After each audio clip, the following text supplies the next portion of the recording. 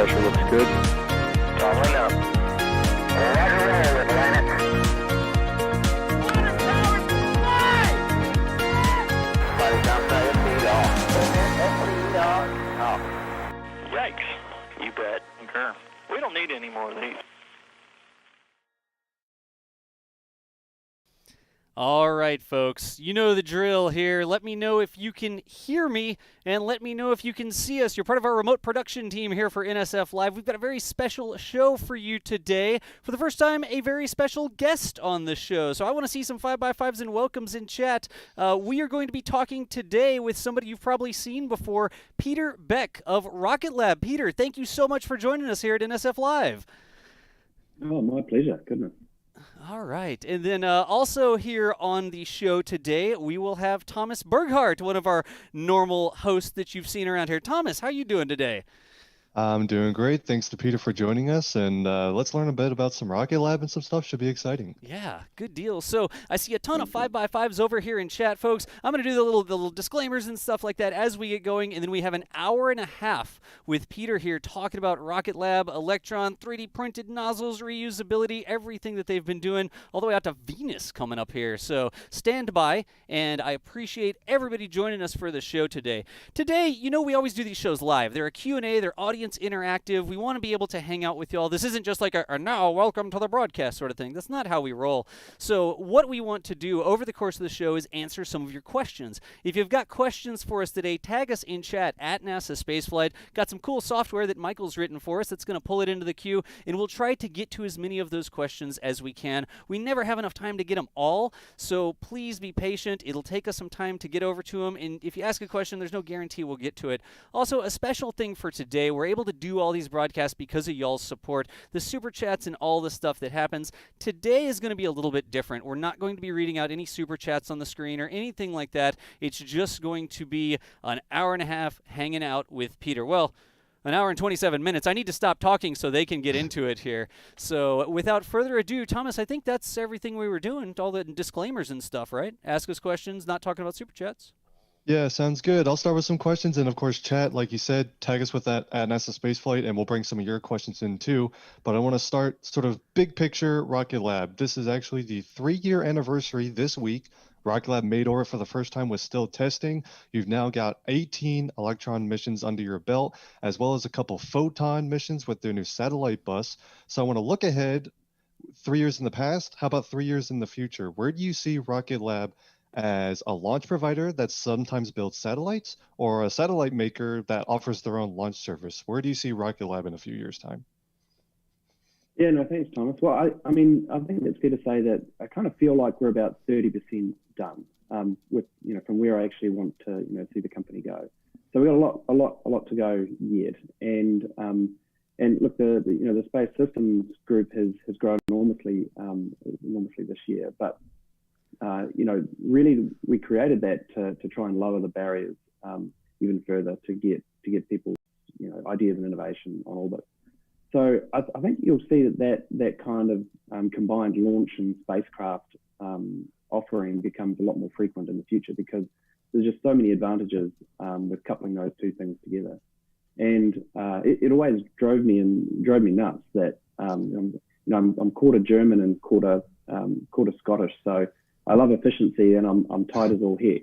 And so it always used to annoy me that we would be throwing away, you know, essentially the kick stage, which is really a satellite, and then, you know, deploying other customers, you know, buses of spacecraft that they spend a tremendous amount of time and money on. So if you can combine all that into one offering, then you know, it's a much more efficient and more affordable way of getting stuff up there really quickly.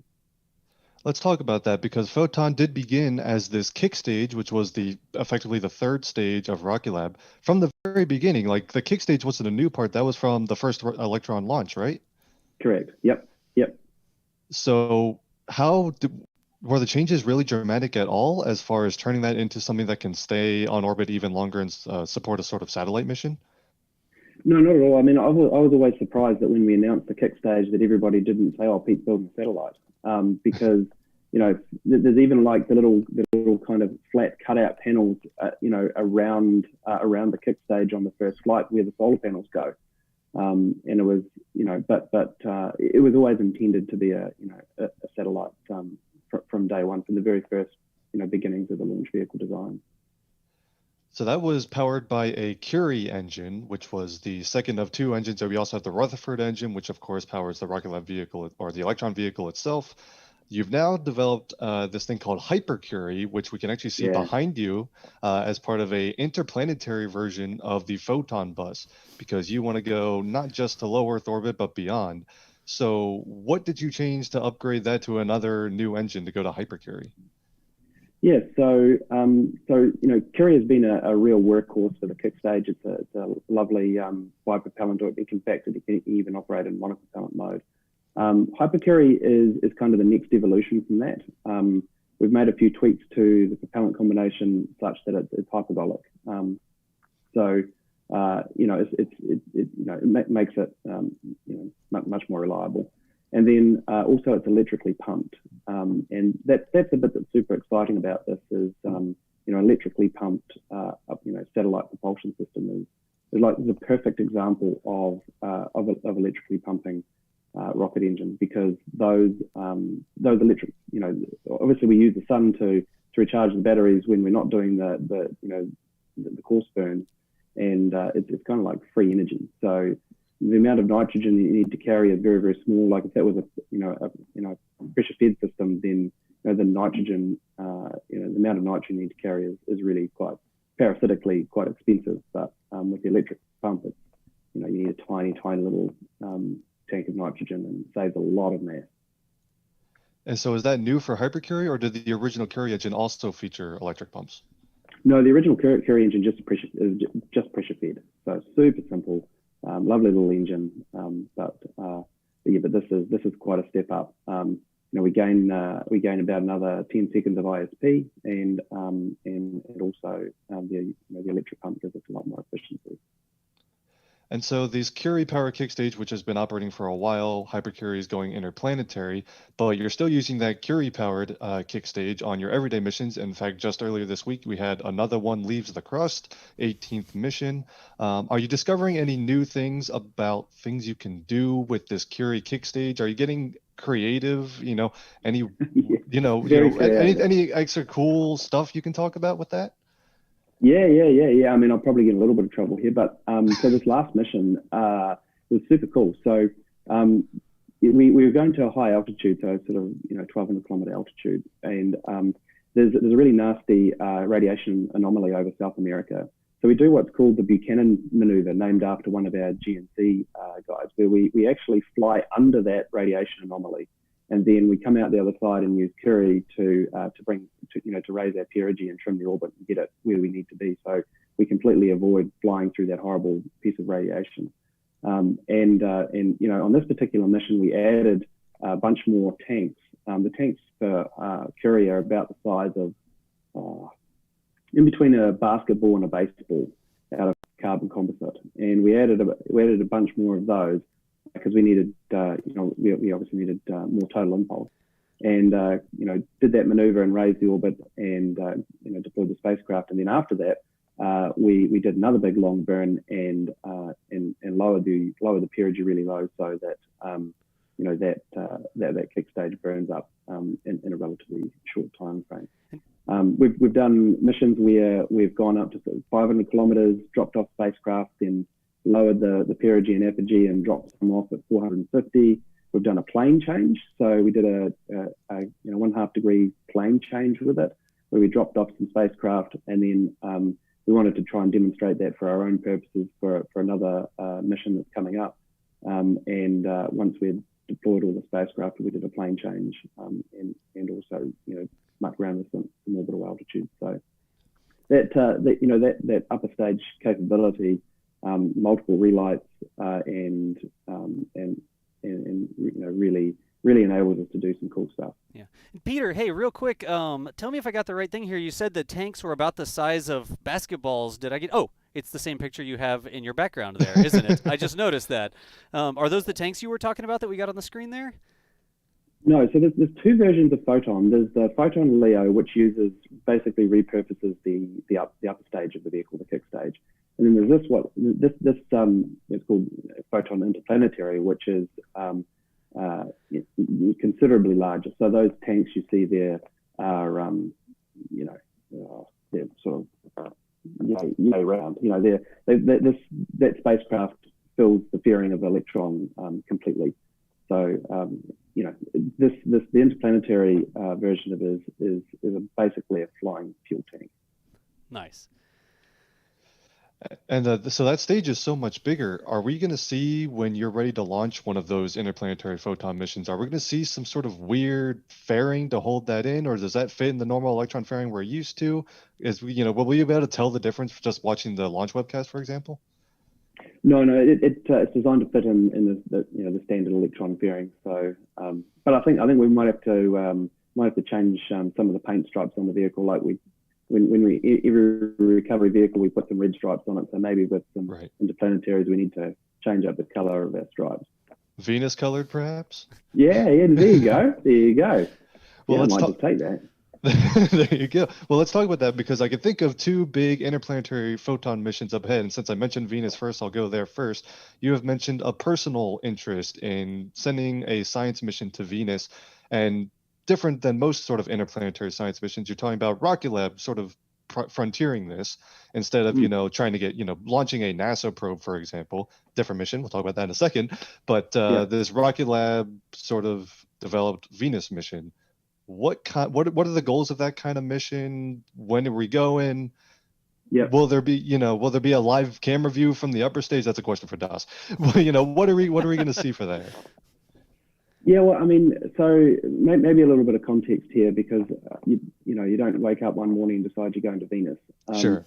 And I guess it all stems back to when I was a child. So my father, the earliest memory I have of being interested in space was my father taking me outside and showing me the stars and pointing out that those are all suns, and they had planets around them, and there could be somebody on that planet looking back at you. And that was kind of, that sealed the deal for me. That space is something that just was going to be a passion for my career. And following that, I always promised myself that if I could conclusively, or even have like the most remote chance of conclusively answering the question, are we the only life in the universe, that I would try.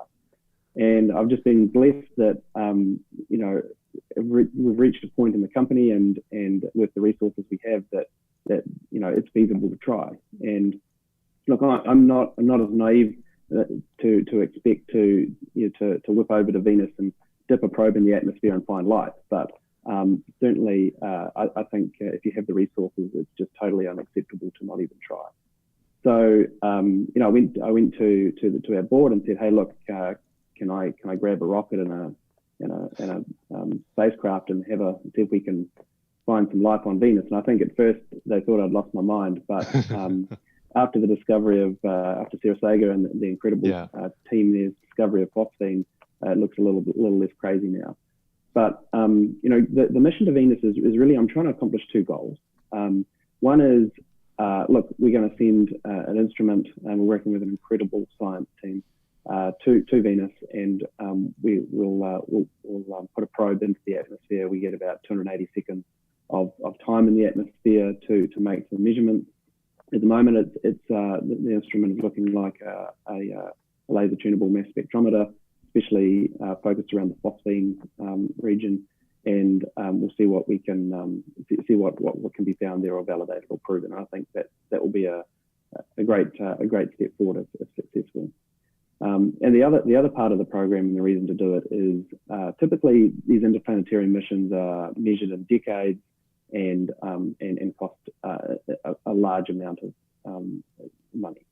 And it's not the way we do science in a laboratory. Like if you're doing science in a laboratory, you'll do a bunch of small experiments and you iterate on those experiments and learn quickly. You're not going to do one experiment every 10 years and then spend another 10 years studying it to try and decipher all the results and make the conclusions.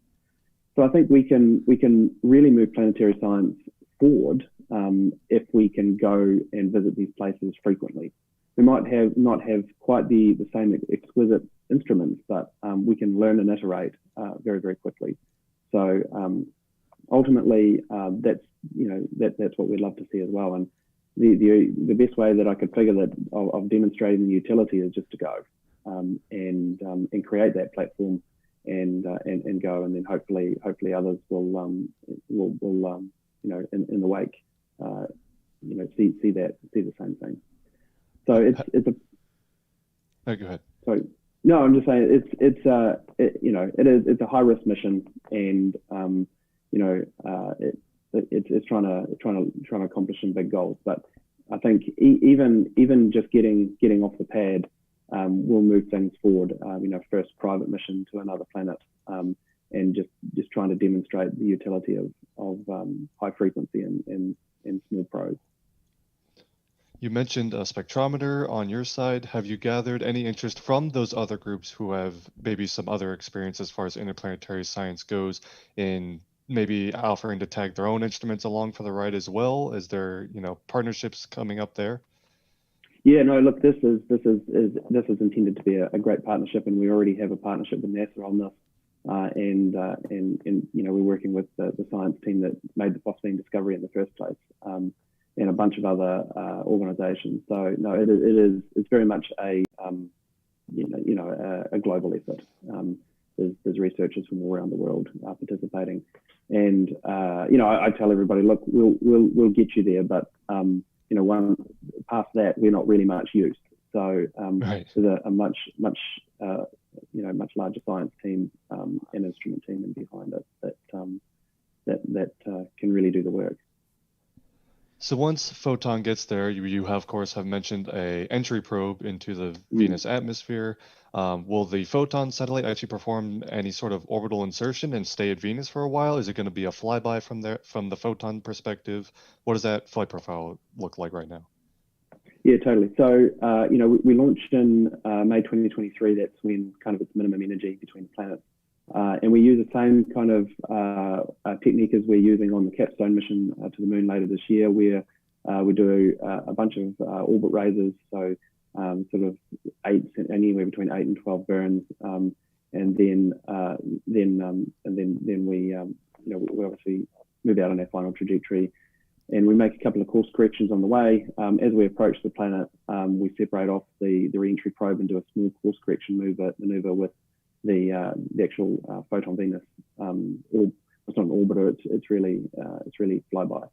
So and during that time, we're trying to time it just right, that we have enough kind of enough relay time for the probe to enter the atmosphere and descend to the surface. And we use the Interplanetary Photon spacecraft as a communications relay back to Earth, but no, it's not an orbiter. It just continues on a heliocentric trajectory. So that contrasts with the other interplanetary Photon mission that, of course, now going to talk about. You mentioned Capstone, which will enter a lunar orbit for NASA. In fact, it's the near rectilinear halo orbit, which, of course, NASA is investigating for the Lunar Gateway Station for their Artemis program. What can you tell us about that mission coming up later this year?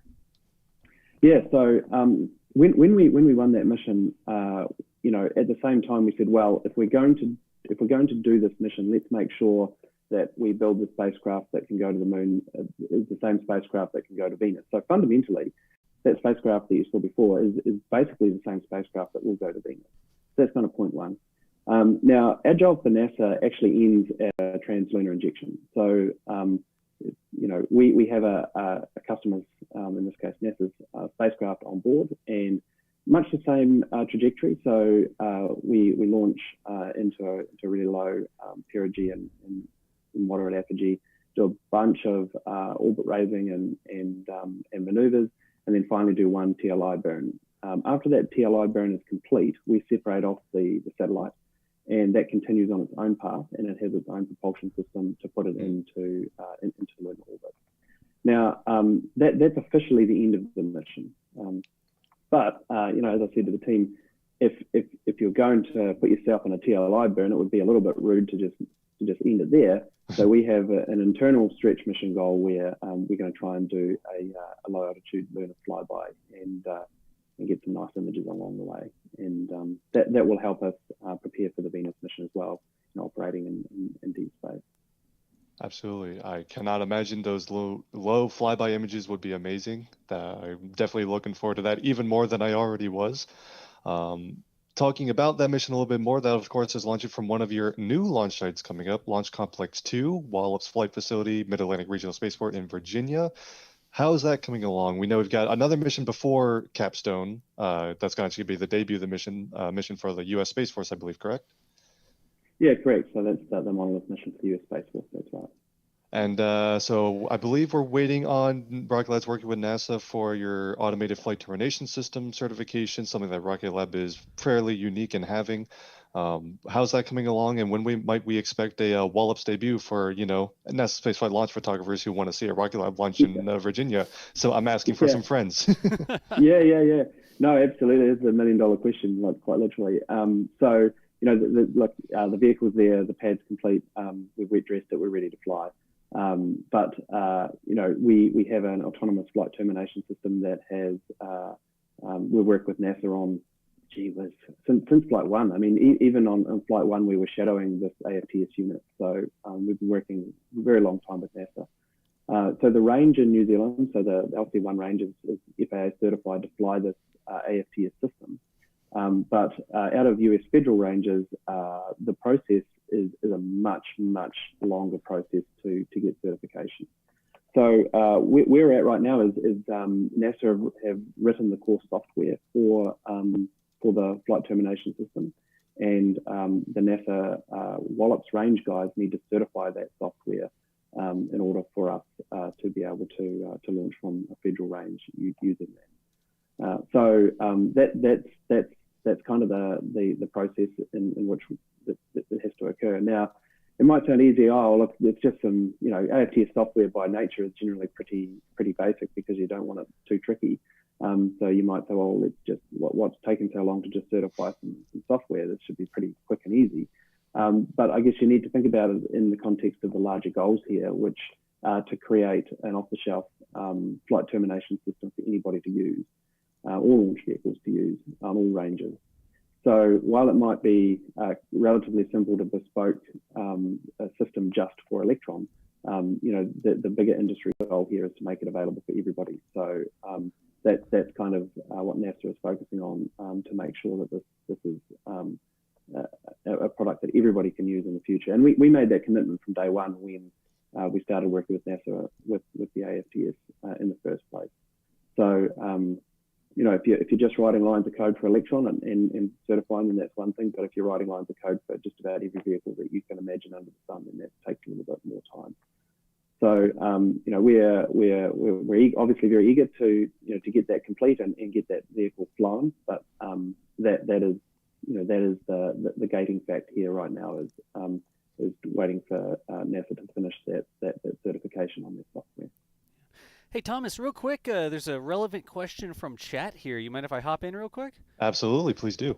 All right, so A Long Way from Earth asked, do you see any additional launch sites in the future other than LC1 in New Zealand and LC2 at Wallops? So any other sites you've been looking at, Peter? Well, building launch sites, contrary to popular belief, really is not fun. It blows, to be honest with you.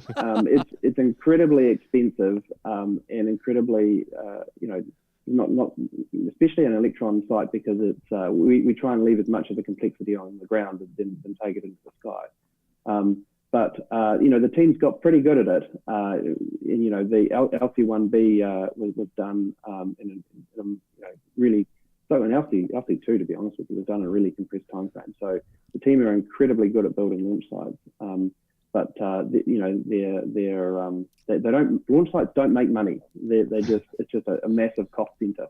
So there's got to be a really good commercial reason why you want to build another launch site. And look, between LC1 and LC1A and B and LC2, we have 132 launch slots a year, and an inclination from sun synchronous to 37 degrees. So the only bit of inclination that we're missing is from 37 to equatorial, and we have more launch slots and availability out of our private range in New Zealand than just about all the launch ranges in America combined. So we're not shy of launch slots, we're not shy of inclination. So the only reason to really build another launch site would be one, we need a somewhere between 37 and 0 degree inclination. And for small satellites, there's not a lot of demand for that. It's not like a geo bird where you really need that extra energy. So there's not. Yeah, I think we've had maybe two customer inquiries around zero inclination. So yeah. Gotcha. And it's sort of a follow-up question to that. With the two main launch sites, New Zealand and over at Wallops, how do you determine which mission goes from each? Is it just where the customer satellite's closer to? They ship it there. Different inclinations, of course, would be a consideration. How do you decide which launch site to use? Yeah, it's a great question. So the New Zealand launch sites are high volume, low cost. Because we own all of the facilities there, we can control the costs really, really closely. And we have all of our own range safety, all of our own, everything from our Met guys, our own tracking, absolutely everything is in-house. So we have unlimited volume essentially and complete control. Now, launching off a federal range, obviously there's many organisations that go into that aren't Rocket Lab, so kind of naturally it's more expensive. But the LC2 range is very unique in other ways. So when we built that range, we just didn't build another launch pad. That wasn't the point. The point was to be able to build a range that we could turn super quickly. And most people are familiar with the pad that's sitting out of that range, but there's also a building sort of about 5 miles away from the pad that can hold up to 4 electrons, got multiple clean rooms and a whole control center. And basically the purpose of that is to just be on a 24/7 readiness. So if you need a responsive access to space and you need to get an asset to orbit quickly, that LC2 is the place to do it. So that was really purpose built for our government customers, and really that range, although we can fly commercial out of it, but really that range is ultimately designed for our government customers. Good deal. Can you reach those high inclination orbits from Wallops as well? I know there have been talks from providers since, before even Rocket Lab even had existed yet, of trying to go to things like sun-synchronous orbit from a Wallops Flight Facility launch site. So even though we've seen them happen from Mahia all the time, is Rocket Lab looking at those inclinations from Wallops as well? Yeah, Wallops is a little bit tricky to get down to those kind of inclinations. So I can't say it's something that we've spent a lot of time looking to do, but there's fairly well-defined corridors there. I think it would take something pretty special to get to sun synchronous out of Wallops. Sure. Would be a pretty big dog leg. I think that would be very expensive from an energy perspective. Gotcha. So going forward, you have these two ranges. You're bringing Launch Complex 1B in Mahia online to have 2 launch sites out of New Zealand. How far away is that debut? We've seen a lot of recent images of that pad looking pretty much ready to go. Eyeing a debut of that later this year as well?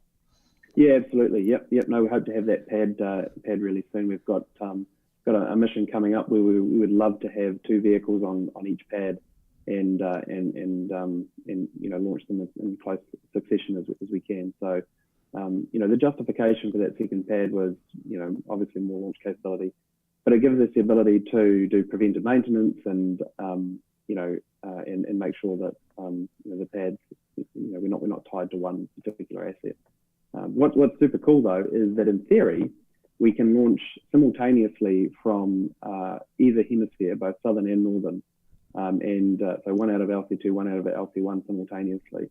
And then what would be even cooler is if, we can launch 2 at a time at Mahia, but I'm told I'm getting ahead of myself on that one.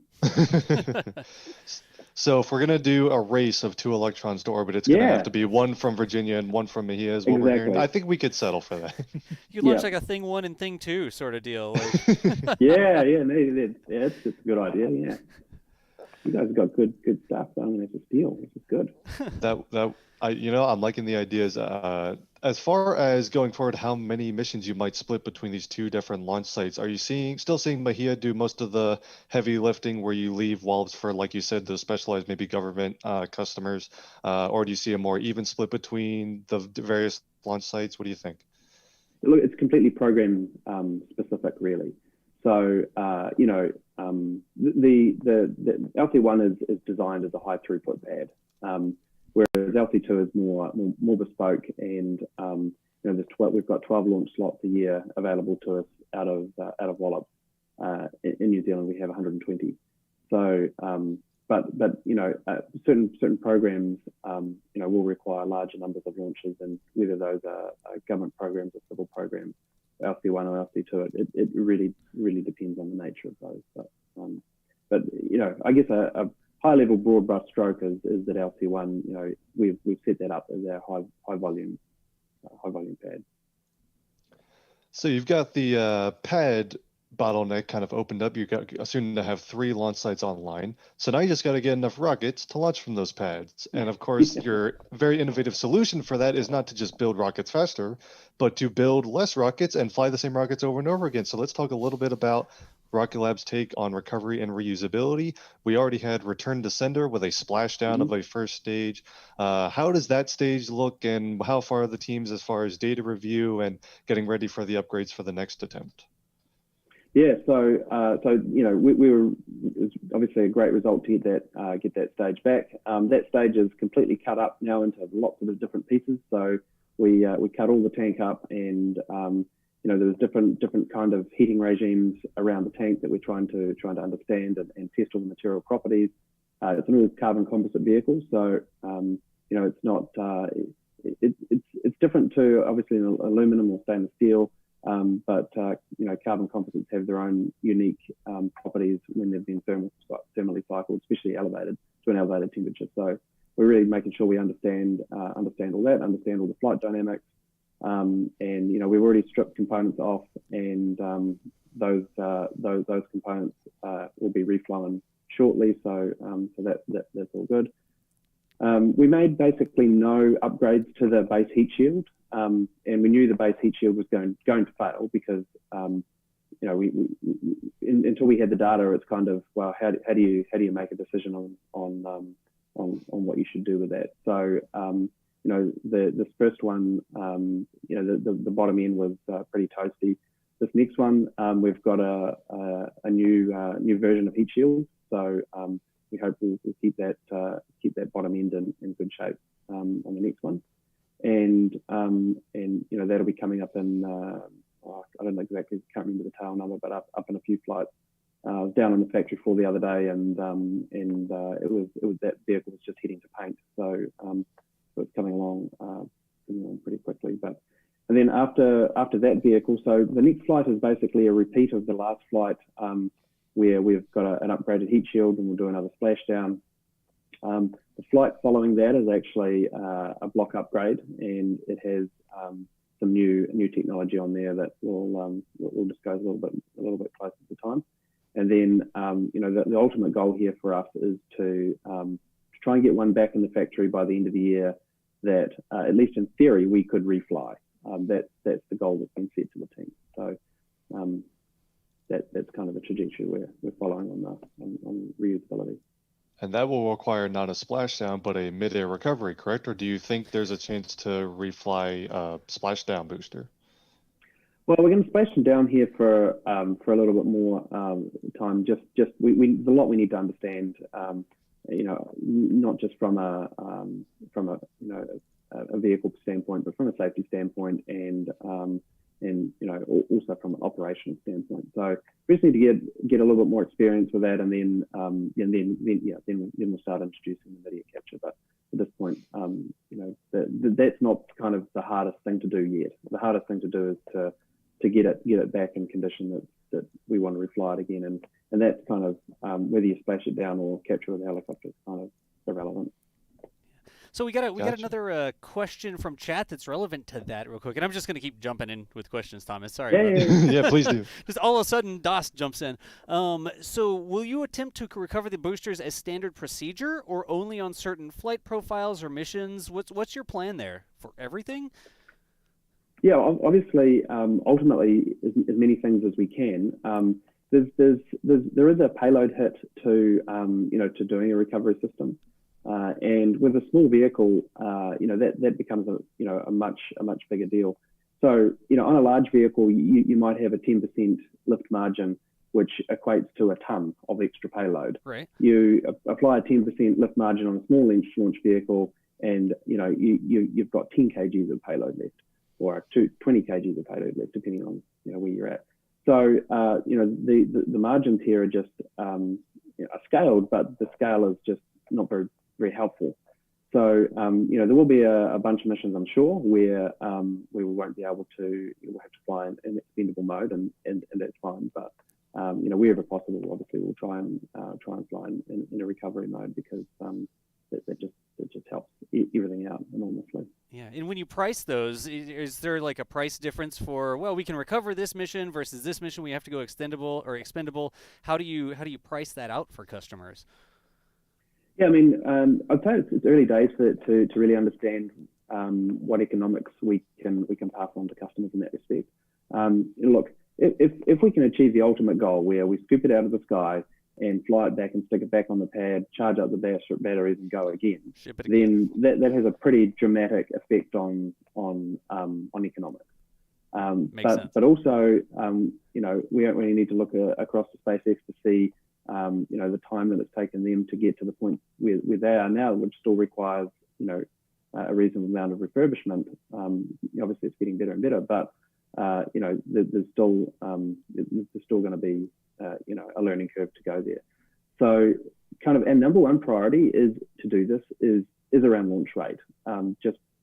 If we can just use a booster one more time, we've effectively doubled our manufacturing ability, or doubled the volume of launch vehicles that we can launch per year. So that's kind of the primary goal. The secondary goal is obviously to affect the launch economics. And look, I mean, I'm really excited to, with what we've got to date. I mean, we brought that vehicle in kind of the rudest way possible, and it had a real tough ride, but yet we stripped a bunch of stuff off it, and that we'll be flying them again on another vehicle here shortly. So if we bring it in with white gloves, then I think things are going to get really interesting in the small launch industry for sure. Were you talking about return to sender there? You brought it in like the splashdown version? Yep. Gotcha. Yeah. I mean, we didn't even upgrade the heat shield. We just we just rode that thing in, and it's a tough old vehicle for sure. So going forward, once you get to, like you said, the dream of mid-air recovery, bringing it right back to the launch facility with a lot less wear and tear, that upgraded heat shield does its job. How long a turnaround could it be before that vehicle is, like you said, charged back up, refueled, got another second stage and payload on top and ready to fly again? What kind of turnaround are you looking for?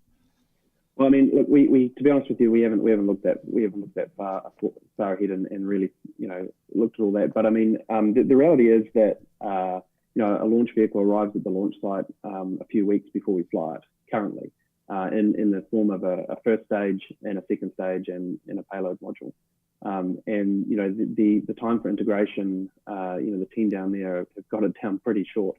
So if at least in theory, if you got a first stage back and you had a second stage sitting down at the launch site, do all your IST and mates and things like that, then the vehicle rolls out a few hours before we go and launch. So I guess at least in theory, it could be very quick, but theory's great. Reality is always much harder. So on a similar note, and it's possible that this kind of ties into the other conversation, so you might not have a firm answer yet, but when you get those stages back, and like you said, you fly it one more time, that's already doubled your manufacturing rate.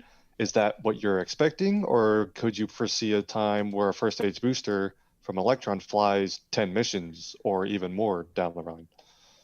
Yeah, I mean, look, anything past one, I'm just calling a great bonus. This is like recovering first stage boosters from orbital, velocities. This is no joke. Like this is not a walk in the park. So, just getting it back once and reusing it once is a very admirable goal. And look, if we get it in great condition once, then there's no reason why it can't be. You can't do it again. So, but I guess we haven't kind of set a focus on we want to use this X number of times. It's just like let's just get it back once, and sure. one step at a time here. And all that data from return to sender, the next one after that, all of that will feed into those decisions and potentially influence future tweaks to the first stage booster to allow it to be reused either easier or more often, right?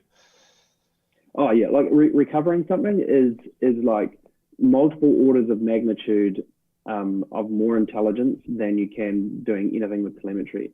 I mean, Electron is a very highly telemetered vehicle. You know, on our first flights, we had 30,000 channels. I think we're down to like 15,000 channels of data. So this thing is just, you know, we have a lot of instrumentation on board. But you know, it's just laughable when you go and actually put one back in the factory and start cutting sections out of it and pulling it to bits. It's you know, what we've learned from return to sender flight was like a factor of 100 of what we knew before we'd actually recovered one. Das, do we have any other questions in chat about reusability? Because I'm going to pivot to something else in a second here. Oh, wow. Let's see here. There's a good one talking about the parafoil designs. We've seen some questions or some changes to the parachute design, and what prompted the engineering factors that changed the shape of the parachute? Yeah, so there's a couple of things. Firstly, the most important thing for us in the first instance is to recover the stage. As I mentioned before, getting that data and intelligence is the most important thing to do. So with the parafoils, although that's probably more optimal for a helicopter scoop, it's there's a kind of a lot of unknowns in there at deploying at the velocities that we needed to deploy at. So the most important thing was to get one back. So we went to a more traditional ring sail design that has a lot more tolerance for that. Now, as it turns out, our ability to predict the stage's entry location was way better than we thought. So you know, we're able to both predict, but also as it's coming in, you know, update those positions really accurately. So it's an open trade right now whether or not we actually need to even go back to a parafoil, because you know, as long as we can repeat what we did last time, the kind of accuracy in which we know its ultimate position and where it's coming in, it doesn't necessarily need to have a whole lot of course correction that the parafoil gives us. So you know, we may not even return to the parafoil after we fly again here coming up shortly. Good deal. And then maybe one last quick question there. You talked about using some components from return to sender. You got it back, splashed down. What sort of things did you pull off of that stage that you may reuse on a future mission? Yeah, I mean, the kind of things we're looking for are things that, you know, in production, obviously first things that slow us down, things that, you know, generally take a lot of labor and have a lot of value attached to them. So things like press systems, for example, you know, press systems go through a lot of acceptance and testing, and they're you know, they run at really high pressures. So you know, it's one of those things that you know, that has a kind of a lot of guff associated with it. So certainly press systems we were looking at, and some electronics and a bunch of other things. But yeah, the plan was to we'll take some sweet photos of the components that are going back in the vehicle, and nice. I better not give too much away before we do it. All right, Thomas, what was next on the agenda? Well, I'm going to piggyback on that for a second, because you did mention, of course, when people think reusable rockets, you're looking at Rocket Lab, you also look at SpaceX, but SpaceX was a very different purpose. They're going at the reason of cost reduction. Rocket Lab's looking at aiding their manufacturing cadence. So people talk about, oh, the most important part on a Falcon 9 is to recover those engines because they're the most expensive part. But at Rocket Lab, you guys are 3D printing engines. So are those engines actually one of the more easier components to make on an Electron? So, I mean, yeah, a Rutherford engine is a very simple engine. You know, if you look at all of the stuff that's hanging on the outside, you don't see like a plethora of pipes and sensors and valves and all the other guff. It's a very clean engine, and as you mentioned, it's all 3D printed, and we can spit them out pretty quickly. However, with any rocket engine, there's a lot of testing that takes place. So although you might be able to manufacture one with relatively small amounts of time and effort, it's actually the testing of an engine that takes the most amount of time. So being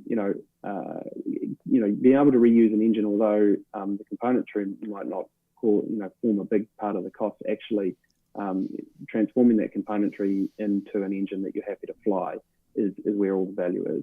So if you can avoid doing that, especially the component level again, then you can save save a lot of effort and a lot of money for sure. Okay, so we're talking about Electron reusability. We know you've said multiple times that you would not make any sort of larger launch vehicle with Rocket Lab, but you did eat your hat on reusability. So any chance of you eating your hat again? Well, here's the thing I've learned is that I should just never say never, because I'm going to end up eating just about every piece of clothing I own, I think in one day. But yeah, I mean, look, the reusability thing, on kind of first blush, it looks, and if you take normal kind of accepted methods, it just doesn't look feasible to close. And we had to stand back and go, well, we can't afford the mass of the propellant, we can't afford the mass of this.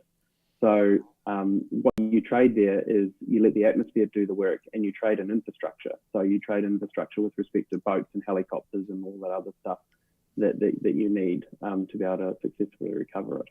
So yeah. I mean, look, never say never, but we're on a pretty rock solid trajectory here. But I guess I should learn to never say never to anything anymore.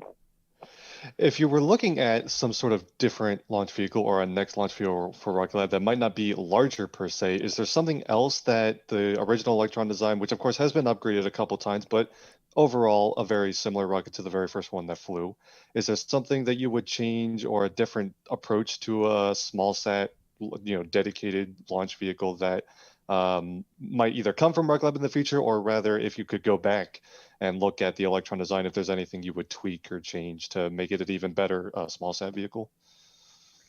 Yeah, I mean, hindsight's always 20/20, but honestly, the vehicle that we flew on Flight 1 compared to the vehicle today is, in all respects, pretty much identical. Like, I mean, we've released more performance by upgrading some batteries, but it's a battery cell, pouch cell. It looks the same as the battery pouch cell that we took out to get that extra performance. There's been kind of no, gosh, that was just a terrible design, let's start afresh on any major component whatsoever. And that was kind of how we wanted it, because the last thing we wanted to do is race to get to orbit with a vehicle that wasn't ready to go straight into production. So we built that vehicle with production in mind, and reliability and manufacturability in mind. So there's been very, very small changes and tweaks to the vehicle as we've gone along. But I think we made the right decision on payload size and payload class. I know there's a lot of 1-ton vehicles in development right now, and we took, when we saw all those 1-ton vehicles in development coming out, we were thinking, well, have we missed a beat here? Should we be building a 1-ton? But we have a unique advantage of actually launching and flying a bunch of our customers, and we kind of realized that with the 1-ton class. And look, I'm completely happy to be wrong on this one. This is just our view of the world. But kind of the 1-ton is too big to be a usable dedicated rideshare vehicle, because the price is too high and the payload capacity is too large. Like, most of our customers coming to us sit exactly in that sort of 1 to 250 kg range. So if you've got a vehicle that lifts a ton, then sort of hard for that to be a really competitive dedicated vehicle. And then it's too small to be an effective rideshare vehicle. So if you want to just focus on rideshare and compete with a Falcon 9, for example, the cost per kilogram and the size of it's just too small to compete with with a larger rideshare vehicle. So I mean, look, history will prove whether we're right or wrong here, but with the size that we've sized Electron, you can, it's kind of ideal for, I would say 80% of all of the dedicated missions of small satellites. And it has enough energy to do things into MEO and even further. But also, it's the kind of customers that are coming to us at least looking for dedicated rides. That the price point and the throw rate really are in a sweet spot. But like I say, we'll see if we're right or wrong about that in the future. But that's kind of how we look at the market space anyway. Sure. Are there any other upgrades we're looking at? You mentioned the battery upgrade. I believe there was a Rutherford engine upgrade at one point not too long ago, too. Any other small changes that Electron has gotten over the years or might get in the future? Yeah, I mean, it's just tweaking, really. I mean, like the battery was probably the biggest thing we did. It's just an exchange of a cell. The Rutherford tweaks are just little bits here and there, like to make use of the extra energy we have from the battery. I'd say the majority of the change that occurs in the vehicle is production based. So, regulators are always one thing that anybody who plays with regulators knows that regulators are always one of those things that absorb a lot of time and energy. So there's some changes with regulators coming through. And bits and pieces like that, but really no, I'd say the product's really, really stable, and any change that's occurring is really just sort of fidgeting around the edges, and change is really painful, especially when you're in a production cadence that we are. I mean, I forget what tail number we've got coming on down the factory floor, but probably probably nearly into the 30s. We'll probably have tail number 30 in parts anyway coming down the floor. So, to make a change, you have to roll it back through a lot of vehicles. So hence we can kind of try and do the block upgrade approach. But when you've got this kind of production cadence, making a change becomes painful. You can physically make the change really, really quickly, but that's not where change is really a concern. Where change really plays the devil is through all of the ERP systems, the MRP systems, work instructions, training, and so on and so forth with all the technicians in the system. So that's where change is painful. Yeah, Thomas, there's a good question here, sort of relevant to production cadence and that sort of stuff. We know one of the big things about the engines are the 3D printing that you do with them, right? And so the question was, does the 3D printed nozzle affect the rigidity of the nozzle? And if it does, is it a good way and a bad way? So did you do that and then figure out, oh, that's actually sort of useful, or did you do that and say, wow, okay, that's going to be a problem when you decided to 3D print those? The rigidity of the nozzle is very, in fact, the whole thrust chamber is very, very strong because it's almost like a sandwich structure. I mean, you have two skins, and then in between the two skins, you have all the little fine walls for the coolant channels. So the thrust chambers are pretty tough. The bigger challenge with 3D printed rocket engines is the materials that you get to choose from, especially the end canals that you generally print from, because a more traditional rocket engine has a copper liner and then a nickel closeout. And the copper is great because you can really pull the heat from the wall, whereas stainless steel is pretty rubbish at pulling heat. So you end up going to thinner and thinner walls to keep that energy flow into the fluid that you're trying to use to cool it. So that was more of a challenge in developing Rutherford. And from a structural perspective, was being able to print thin enough features to get the heat transfer you need into the actual cooling fluid, as opposed to like a copper chamber where it just it just kind of happens for free. Good deal. Sure. So we're circling back to talking about, you mentioned a bunch of other small sat vehicles coming up, and Rocket Lab, of course, beat that wave by a couple of years. Like we said, 3 years ago, earlier this week, Electron reached orbit for the first time. But you do mention we have a couple other vehicles coming up. Virgin Orbit just made orbit not too long ago. Astra is getting very close. There's several others. where do you see Rocket Lab fitting into that small sat launch market, which again, you've mentioned Rocket Lab actually has slightly smaller payload capacity because you think you actually fit that market a little better than sort of a 1-ton class of vehicle. I'm sorry, I'm laughing at the Noam Chomsky You picture said smaller just payload put up. capacity, so I put Noam Chomsky up. Like. So where do you see Rocket Lab fitting into that? What kind of cadence can that market support? And how does Electron and Rocket Lab sort of favored to fit that market the best? Yeah, I mean, it's going to be fun times, and there's nothing like a bit of competition to keep everybody on their toes. But I guess we have a slightly unique view on the world, is that we're flying a lot of customers now, and we think we have a good view of the industry. And I think it comes to nobody's surprise that the amount of launch vehicles that are in development versus the number of payloads that require flight are dramatically mismatched. Mm-hmm. So, there's going to be a day of reckoning here one day, for sure. But who will come out the other side is well, that's competition, right? Firstly, congratulations to the Virgin guys. I know that they've spent a long time, a lot of money to get to orbit. So, firstly, big congratulations to those guys, because that is, first flight is a big deal. So, as you pointed out, Astra's getting closer. So, hopefully that team can get there as well. And I think, all ships, all tides rise the ships. So, or whatever the saying is, all ships rise the tide, or one of you know what I mean. So I think the more people, the more commercial entities that can make it to orbit, ultimately the better we are as a human species, because that just means that access to space is getting easier and easier. And we're certainly not afraid of a little bit of competition. Like I say, keeps everybody on their toes.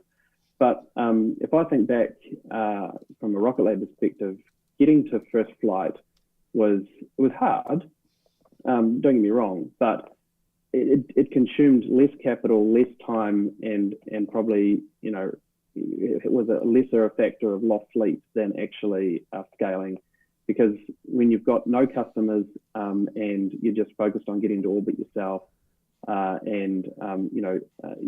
customers bring a whole lot of different requirements to the piece, but also building a launch vehicle over and over again and doing it reliably and achieving that kind of cadence is just a way harder thing to do. And I think this is something that Emil and I will agree very, very strongly on, is like the production element is just way hard. So scaling is really difficult. And then, I think ultimately whoever's the most successful in this market will have something that is not only affordable, but also has a high degree of reliability, because nobody wants to lose their payload, and who can respond to customers quickly.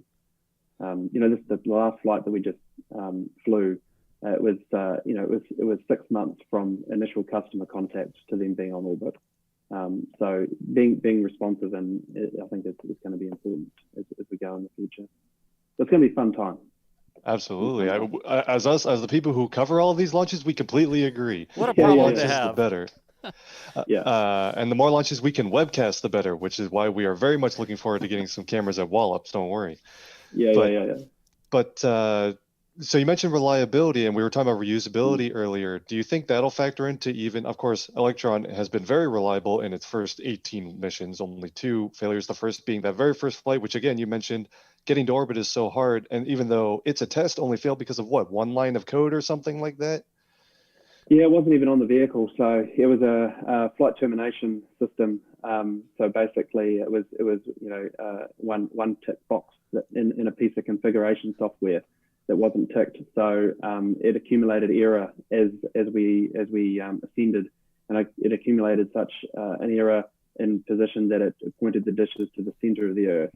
And of course, when we lost communications with the vehicle, then it was terminated. So yeah, check your tick boxes. That's all I'll say. Good advice as always. Talking about reusability though, so will that, you think, even give you even more confidence in your vehicle's reliability if you're flying components that have literally already done what you're asking them to do before? Yes and no. So firstly, just getting one back, gives you such an insight into the margins that you have in a vehicle. And then secondly, that it gives you a tremendous amount of either confidence or terror, one of the two, because you can see actually how close something was to a limit or a margin, or how far away something was. So in recovering that first stage for us, look, all of the systems that were in there, whether it be a press system or an avionics system, you would have absolutely no concerns just putting back in the vehicle. Like we were really, really happy with that. Now, obviously, we cooked it on the way in, so you're not going to fly that tank again. But certainly the areas that had good thermal protection on, we were able to really understand what happened there, and all the things like the baffles and level sensors and all that stuff that goes for a ride to orbit, or goes in this case on a ballistic trajectory, that you qual on the ground, but you never ever know what it actually saw or what condition it's actually in. To get all that back is just phenomenally useful. And I think some things have service life and cycle times, so reusing some of that won't aid to reliability, but just I would say the biggest thing that will aid to reliability is just getting one back, because that tells you so much about the vehicle. I've got like one more big talking point that I know I want to hit, and then Das, if we want to open up to a whole bunch of Q&A from chat for like the last 25 minutes or so, do you think that sounds like a good idea? I think we've got enough questions for 25 hours, but I don't think any of us want to do that. So that sounds good. Okay. I will go with one last time point, then we're going to go right to Sure. chat to see what they're thinking. But you have mentioned in the past that Rocket Lab is not in the business of flying humans. Obviously, would be a bit of a tight fate in an Electron fairing. But Electron is still supporting a lot of human spaceflight programs. You've got this capstone mission, which is such an integral part of Artemis. Yep. What other kind of ways do you see Electron and Rocket Lab overall supporting those sort of human spaceflight missions, including ones to the Moon, Mars, other deep space destinations? Yeah, so I think it should be said firstly that I'm a huge fan of human spaceflight. Just because I've said that we won't do it, it's not because I think it's a waste of time or anything. I'm the biggest fan of it. I just don't want to. Basically, I just don't want to have to be the guy that has to go up to somebody's house and knock on the door and say we've had an accident. That's just not something I ever wanted to be in a position to do. But I have enormous respect for all of the engineers, the teams, and the people that build those machines and take those risks. But in saying that, we are huge supporters, and we can help in our own right. To your point, exactly. The capstone program, and there's a number of other things that we haven't disclosed publicly that we're doing that all link back to human spaceflight. And we work with a lot of the other teams and companies that are doing these things. So that's the most important thing, is I guess to get across, is we are huge proponents, but it's just I'm not in a particular hurry to put humans on anything we build. And it's not, like I said, it's not for any reason that we don't think we can build something that's reliable enough. It's just the reality of sitting on a rocket is a real thing. So we're super excited, and I think we'll do whatever we can to be able to move human spaceflight forward. We're all very excited for it. Okay, Das, we've got 25 minutes or so. I know you've got excess of questions, but chat Always. again if you have questions, tag us. And Das, let's see, what do we have for Peter here? So we've got an entire queue of questions that have been building up the entire time over here. And one of the ones that I was really curious about, see, this is the thing, I get to pick and choose, right? No, it's all very fair. We know that Electron has multiple engines on the bottom. Does it have any engine out capabilities? If you lose a Rutherford at some point of the flight, could it keep going? Yep. Yeah, no, absolutely. So each Rutherford engine is on a what we call it a pi wedge. So each engine is on a pi wedge, and each engine is a completely independent system. So there's no commonality between any other engine. Basically there's a couple of electrical connectors, high voltage and low voltage, and propellant lines that plug in the top, and that's it. So, and the whole point of that was from a production perspective, because the last thing you want to do is test an engine and then have to disassemble half of it to go and test it again, or disassemble half of it and put it into a launch vehicle. So each one of these engines is on like a pi wedge, and all those pi wedges interleave and intersect and bolt together to form the bottom thrust structure. So when an engine comes from production, it comes out of production and it goes down to the engine test cell, and it's tested as a complete engine. Once that engine comes back, the pizza wedges are all integrated in together into a thrust module, at which point that thrust module goes for a complete stack test, and then obviously we do the final integration and launch. But the cool thing is, if there's an issue with one engine, is we just pull the pi wedge and put a whole nother pi wedge back in. We don't need to faff about trying to necessarily fault find and solve issues on one particular engine. We can just, hot swap an engine through. So, all electrons are built the same. Any first stage can work with any second stage, any fairing with any rocket, any engine with any rocket. It really is just as close as to Lego as we could possibly make it. Gotcha. And on that, we were talking about swapping out things while you're in the production flow, and we need to bring this engine in. After launch, is there a part of the launch where, okay, right off the launch pad, we got to have all the engines firing at full tilt, but we get 60 seconds in, you have a problem with an engine? Totally. Is that anything you've ever experienced? Could you keep going from there and still make orbit, or is it the margin so tight on such a small launcher? Yeah, so it depends on the mission, but you can. I believe in some missions we can lose an engine off the pad. We can certainly lose an engine off the pad and still clear the pad, right, but not make orbit. That was part of one of the design elements for the vehicle originally, is that if we lost an engine a couple of seconds off the pad, that we still clear the pad. Gotcha. But you might not make it to orbit. But I'll tell a little secret here. So if you listen, if you listen in on the live stream, you'll hear a call out, burnout detect, and it's really low. So at that burnout detect point you hear in the live stream, that's when if you lose an engine from that point onwards, basically you can still make orbit. And the reason why we call it burnout detect is that we switch into a different mode that is detecting if an engine has shut down, and if it has shut down, then the vehicle starts making changes. But basically, if you go back and watch the live stream and listen to it, you'll see we come off the pad, and then we're flying for a very short time. I think we just pitch over, and then we enter into a burnout detect mode. And at that point, that's kind of the mode from there onwards that we can lose one engine, and then the higher in the altitude we go, we can lose more engines and still make orbit. Gotcha. That's interesting. The first time I heard, because I definitely have heard that on the countdown net before, but the first time I heard it, I feel like it was just Electron's standard stage 1 MECO mode, was that you will burn the first stage until you are detecting that an engine's burning out for lack of fuel and oxidizer, and then you move on.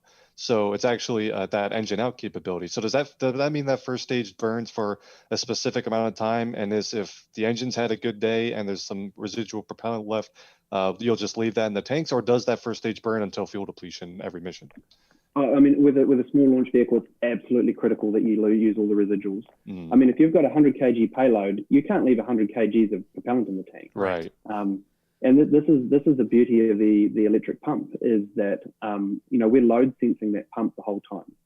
So we suck the tunnel absolutely dry, and it's not like a GG cycle where if you start sucking a tunnel dry and you lose prime on the oxidizer pump, then the turbine just overspeeds and blows the whole engine to bits.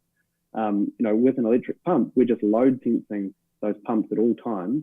And within milliseconds, we can see the load profile coming off and kind of react, because it's a really low inertia electric motor. So there is not a drop left in those tunnels. We suck it absolutely dry. Nice. This is why we do this. We get all sorts of little tidbits of information that I didn't even know about the webcast stuff. I got to ask really quickly, and this one's from me. On the webcast, one of the first things I noticed when I saw the first Rocket Lab webcast that I encountered was everybody seemed to have on gaming headsets, right? And I got to ask, I got a picture of this. Did somebody just run into the electronics store and grab 50 gaming headsets and then come back to the headquarters, or where did these come from? Was this somebody's idea? Oh, I love this headset. I use at home. Yeah, I mean, so the IT department can probably claim credibility here, but actually, you can go and buy, like proper, launch and aviation headsets. Yeah. And they're they're designed in the 80s or something, and they look naff, and they're really expensive. Actually, gaming headsets, I would say, probably represent pretty decent state of the art stuff. So, just because it doesn't have an aerospace certification behind it, it doesn't mean that, that it's, they're quite comfortable too. Like, they're not like horrible. They are. They're comfortable on you. Yeah. So, we're happy to break the mold where it makes sense on that one. I imagine they're a lot less expensive too than going in and buying a bunch of aerospace grade things. Just run into the electronics store and grab it. Even Thomas's headset that he has on right now is a gaming headset. I've got like a professional broadcast headset, and he's got a gaming headset. His sounds great. So. Yeah, and look, probably if we're honest, if you look at the volume of those gaming headsets that are sold and the failure rate of those, it's probably a more reliable product than something that with an aerospace logo on the side. Yeah. In reality. You mentioned, wearing the headsets, and we see you in launch control on every webcast. What are you doing on launch day? Because we know you're not, the head of a specific sub-team or anything looking at a specific system or anything. So when you're in mission control watching a mission go, what are you looking at? What are you doing? To be honest with you now, I'm completely irrelevant. I've been made redundant, totally. Redundancy is good in aerospace, though, so that's okay. Yeah. I mean, which is, in my opinion, that's the definition of success. So, I mean, look, I have, I feel an enormous personal responsibility every time we fly somebody's payload. Customers spend a lot of time and a lot of money and a lot of effort, and they trust a lot with us. I don't even do the countdown anymore. I like I say, I'm completely redundant. But I like to be in mission control, and if decisions need to be made, ultimately, if it's a hard decision, it bubbles up to me. Those don't happen very often, but I'm there. I'm there to support the team. I'm there to represent the customer and make sure that the customer gets the job that they expect. But brutally honest, I don't do anything. So it's not like in the middle of the launch somebody turns to you, Peter, what do we do? You're pretty much there observing. No, the team, the team are incredible. They're awesome, and just absolute professional executing experts at their job. So no, I'm almost totally redundant, but I still think it's important to show up. Yeah. Absolutely. And sort of speaking of the team, there's another great question here. Which brilliant mind is responsible for the very cool mission names? So y'all have, if we had like an award show for the year and say, who has the best mission names? I think Rocket Lab would be a shoe-in to win that award. Is that like the entire team? You put them up on a whiteboard? And sort of follow-up question to that, do you have any rejected mission names that you could share with us? So many rejected mission names. Well, I mean, how it all started, and I think it's probably a little bit of a New Zealand thing. If you ever come to New Zealand, okay. They're New Zealanders are pretty pragmatic people. So if you're driving down the road, you'll cross a bridge and it'll say bridge number 1, and you'll get to the next bridge and it'll go bridge number 2. Like, it won't be called after some Zeus god, or it's pretty pragmatic. And when we were first on our very first flight, I wanted to make sure that the guys in Space Command who were watching it weren't watching like ZX351. It's like they're watching, it's a test, so that they know that things go in a funny direction. Like, well, it's a test, So that's where it was born out of, and then really from there, it just sort of grew. But we take input from everybody in the company. Every mission we'll put out a call out for amongst the company, and then there's a small group of us that sit together and generally spend lots of hysterics and laughter choosing which one we want to choose. And then we choose a name, and then like 2 days later we go back and go, no, we can't do that. We can't do that. Oh no. More conservative. But yeah, no, it's and look, always love to get names from the general public as well. I mean, we've got quite a repertoire of them sitting there, and a lot that we're just waiting for the right mission to attach it to. But also the other element here is that we have to make sure that our customers are happy with the name, because that's why we're doing this. So there's the odd one gets killed from that as well. But generally, it's such an incredibly stressful and serious business. It's the one thing that we like to have a bit of fun with. I was going to sort of ask, I mean, do you get any pushback where people say, oh, you're not really taking this serious enough, it's super serious to get this payload up because you named it something that was fun or engaging or something like that? Don't change it, please. Don't stop with the cool names. But do you ever get any pushback there? No, not really. I think everybody is everybody's kind of feels the same way, and I think it's become quite a trademark of the Electron and Rocket Lab. I mean, even our government customers, who are some of the most serious people in the world, really get into the mission patch design and the name. Yeah. It's just such an important thing, because engagement and getting more people excited about this stuff so they understand what's going on, sort of what we do with NASA Spaceflight, trying to share this with more people. The fun mission names, the creative mission names really make it like, oh, it's Rocket Lab again. I want that patch. I want that t-shirt. This is really cool. In making space cool, even making these small sat launches cool is really awesome. So please don't change. It's a fantastic part of your launches. Oh, rejected mission names. Do you have like a rejected mission name or two you could share? Oh, man, sort of I get in trouble. You guys are going to get me in trouble. I've already probably said too much. We can move on from that one. Generally, they're just, either they're inappropriate, kind of the biggest one we have to kill is kind of sexual inappropriateness, if I'm honest with you. Right. That's probably the one that comes to the top the most. But certainly all manner of inappropriateness, really. It happens. We have to ban a lot of stuff from chat for the same reason, so we completely feel you there. Oh, let me grab another one here. About 3D printing engines. How much larger do you think you could make an engine? Like, if you needed to make a larger 3D printed engine, did you learn anything that said, wow, we're really not going to get much bigger than we already have, or you could scale it up if you ever wanted to? No, actually a larger engine is more simple, easier than the small engine, because just for the small engine, the fine details become so much finer. I mean, we're right down, I would say, within the state of the art for printing wall thicknesses and controlling porosities and strength.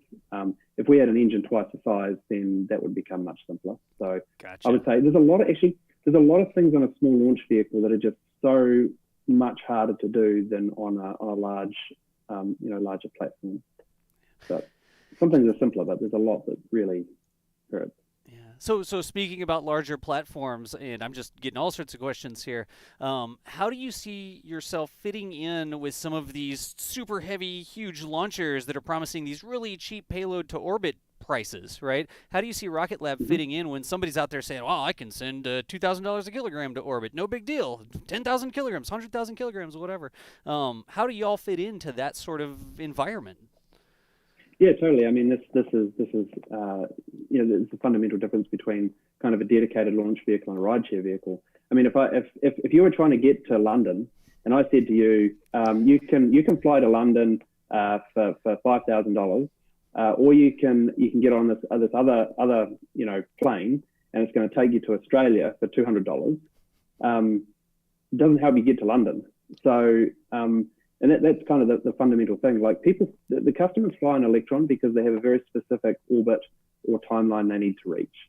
And ride shares are just are wonderful to just get bulk mass to a specific orbit. Right. But if you look at Rocket Lab's kind of history in our niche, it's like no flight is the same. Like there's different altitudes, LTANs, orbits.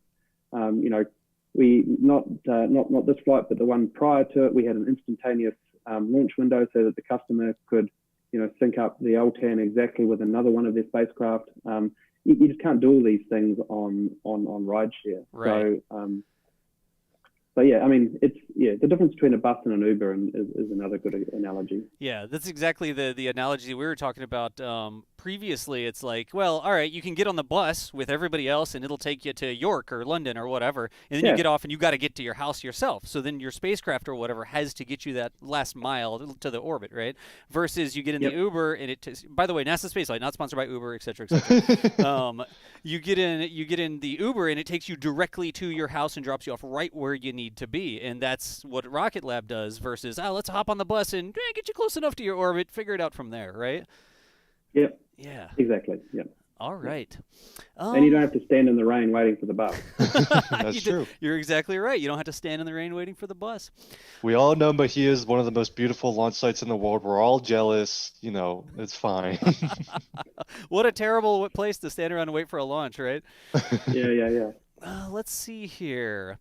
What's the largest cost driver for Electron? So is it developing the engines? Is it building the bodies? Is it the electronics, the guidance? Like, what is the biggest thing you have to spend money on? And I guess sort of conversely, then what would you really want to focus on getting back?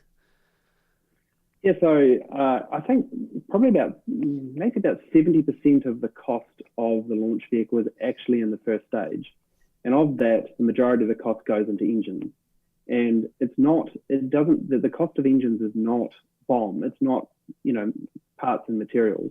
It's all of the testing and getting everything, ready for flight. And then, I would say more largely across the launch vehicle, of course, labor is always the big element. But if you ignore labor, kind of the next big, time commitment is really quality. We take that, very, very seriously. Every component goes through, component level acceptance testing, then sub-assembly level acceptance testing, and then, obviously into stage test kind of level acceptance testing. So you might take a LOX valve, for example, like a fill valve, a LOX fill valve. Yep. That by the time that valve got into the vehicle, it's gone through multiple acceptance tests, both at component and assembly, varying assembly levels to make sure that is good. So, there you go. I'd say, that's probably one of the key cost drivers, is just ensuring quality is always there. Gotcha. And so for reusability, does that affect reusability? You get this part back, and is it more on the side of, hey, this has already done its job, we're pretty good, it's good to go? Or is it, wow, this has already been blaring through the atmosphere, we have to spend more time checking it to make sure it's still good? Which way does the needle fall there when you go to reusability? It can fall either way depending on the component of the system. For example, a press system, once it's all settled in, then there's a bunch of tests you can run as a total assembly, give you confidence that everything is good. So something like a press system, you'll do a relatively short acceptance testing campaign and move on. But I should also preface that with, any re-entry system needs to be requalified. Right. So because you've qualified that system for an ascent, you haven't qualified it for a re-entry.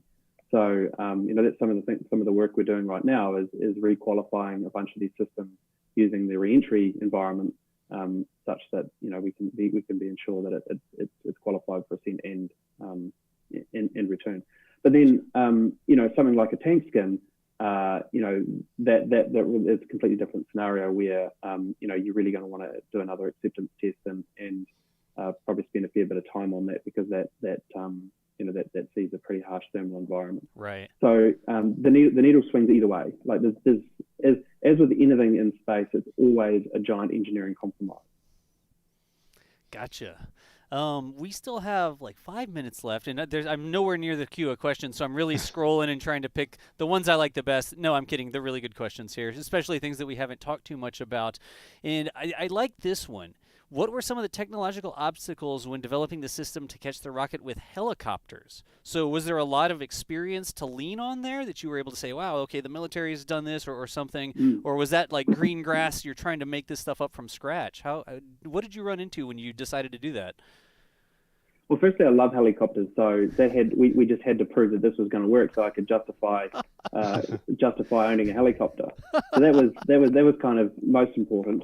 But no, in all seriousness, the first thing we did is looked at what had been done in the past, and there's been quite a lot of work in mid-air retrievals and even with helicopters. Secondly, our pilot has got a lot of experience in what's called long lining. So before he joined us, basically his job was to send a person on the end of a long line beneath a helicopter and fly them onto giant power poles, the kind of the grid size power pole. So he would hold a guy on the line and then fly that person up to inspect all the insulators on these giant, grid utility power lines. Yeah.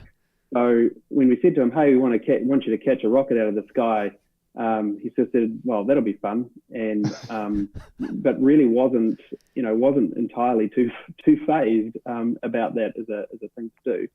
So we started off, and we one of the key elements to that is the aerodynamic wedge that you can see in some of the videos. Having a really stable platform with a well-weighted line that is very predictable was incredibly important. So we spent probably the most amount of time with that, flying around in helicopters with the big long line on the bottom and making sure that did everything it needed to do. And then, when we did the full-scale test, a helicopter pilot was able to grab it first time. And while he admitted that it certainly doesn't show much emotion at the best of times on these things, but while he admitted that it was he worked for it, he certainly wasn't concerned about doing it again and as a regular thing. But I have to say that the skill of our pilot is incredible, and it's absolutely, it's incredible. I had to grab this. I wasn't quite as fast enough. You mentioned liking helicopters, and this is from your tweet the other day where it's like, well, another slog to the office or whatever, getting off the helicopter there, approaching up for launch day. So I was a little bit slow on getting that one up, but tweets like that, again, the engagement is so cool, and just having things like this available out there. We all look at that and we're like, oh, geez, I wish I was on that helicopter. So how are you going to justify using the helicopter to commute to Wallops? Because that's a lot, better. You don't really need a helicopter to get there. You're going to have to justify that somehow. Well, no, actually, because I've landed in Dulles and flown over from Dulles directly to Wallops. Oh, so, yeah? It saves like a 4.5 hour drive. And actually, it's more like a 6.5 hour drive for me, because I always mess up the turns that end up in the middle of DC. I actually have flown from Dulles down to Wallops, and it's a nice quick trip. Yeah, I mean, you have to drive all the way around the bay there if you're going to get from the airport at Dulles down to the launch site. So just hopping straight across seems like it makes perfect sense. I guess we need more helicopters. Yeah. We have to ask our bosses if we can get a NASASpaceflight helicopter to Wallops. I think that sounds like a great idea. And I'm seeing maybe one more question here. Again, we always run out of time. We never have the time to get through all the questions. People are like, wait, what are we going to talk about for an hour and a half? And then we're at the end of the show. We still have questions that we could talk about. I want to sort of end on this one. And it is from, it says, can you elaborate on the fuel oxidizer that's used on Photon? I understand it started as a green monopropellant, or some special chemistry there. No. You can't elaborate on it, or it didn't start as a green monopropellant. Just no. No, I mean, look, we've spent a lot of work on that, and Gotcha. that's our own propellant formulations, and it's a very unique propulsion system, and it's on orbit storable, really high performance, and hypergolic. So it's not a toxic hydroxanamon or anything like that. So yeah. Good deal. Thomas, anything else? Did you have anything that we didn't get to over the course of the show? I don't think so. I know I'm looking forward to a trip up to Wallops to see your Wallops debut before too long. I know a lot of the NSF team is. We're all looking forward to seeing an Electron up close and personal. Thank you so much for coming out. This has been a great show. I think it's safe to say you are welcome back whenever you want. This was awesome. Just thank you so much. This has been awesome. Yeah, absolutely. No, my pleasure. No, it's great. And everybody in chat, like I said, there's no way we can get to all the questions. I know there's all these questions in the queue that we just weren't able to get to, but thank you all so much for participating today and asking so many great questions. Also, with the Super Chats, like we said at the beginning, A lot of super chats came in supporting the show here. Not reading out any of those because we wanted to spend every second we had with Peter here. So thank y'all so much for understanding there. I do want to say thank you really quick to all of our members. So all the people that support the show over the course of us going on. This is getting to be a little bit of a ridiculous screen. I used to read them all out, and it's just not something that we can do anymore. The font is getting smaller and smaller. So especially our launch directors and flight engineers, thank you all so much for making not only the NASA Spaceflight live shows, but also all of our other launch broadcasts, which we look forward to covering some Electron launches. I've been up to Wallops, Peter, and I was there for an Antares launch, and we're doing the thing, pad, get around the rocket, okay, let's move to the other side, and I'm like, what is this in my shot? And it was your pad down there. So, yeah. I now cannot take pictures of Antares from one side of the pad because right there front and center, we've got that fantastic new structure y'all are working on. So look forward. Let me know which bit's in the road, and I'll make sure I put a giant logo on it. We'll get you some shots, and then everything will have the little rocket lab, little Electron in the corner or something. All right. Well, that brings us, it's 4:31 right now, so we're going to go ahead and cut you loose, Peter. Again, folks, Peter Beck, guy in charge of Rocket Lab. Can I say it that way? But not really, because his fantastic team is doing such a great job with the launches, the great mission names that we all love, the payloads that are getting deployed to orbit, and hopefully a lot of really cool upcoming missions, including that reusability and the trip to Venus. So, Peter, thank you so much for joining us today. People that you're watching, if you're wondering how you can follow Peter, you should already know that. It was just up there on the screen, but he's over on Twitter. And, of course, Rocket Lab. Like, why am I telling you to follow him? Really? I don't think he needs that. But Peter, thank you so much for the time today. We really do appreciate you. Oh no, thank you, and thanks for everybody's support out there as well. I mean, it means a lot when we see so much support from space enthusiasts and the general public. We certainly feed off everybody's excitement. So thank you to everybody out there. Absolutely. Y'all keep doing what you do, and we'll keep tuning in and sharing in your success. How's that sound? Sounds good. All right. Hey, also, Thomas, thank you so much today. All the cool technical questions and stuff like that. All of this was set up by Thomas, y'all. So put your hands together for Thomas Burghardt, the first guest we've had on the show like this. Thomas, fantastic job somehow convincing Peter to get onto the show. It's all Peter. Thank you. All right. So, folks, that is going to mark the end of this week's NASA Spaceflight Live. Again, thank you so much for joining us. Be looking for us next week. We all know the question about when hop. Oh, when are we going to get that massive stainless steel rocket flying? Stay tuned. We'll see what we get. But for now, Peter Beck, again, thank you so much, and we will see y'all next time. Thanks, guys. Cheers. All right.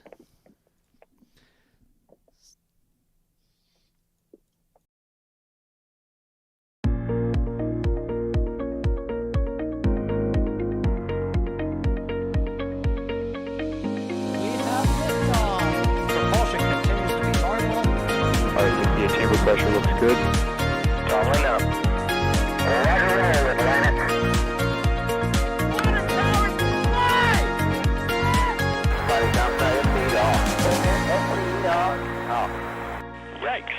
You bet. Concur. We don't need any more of these.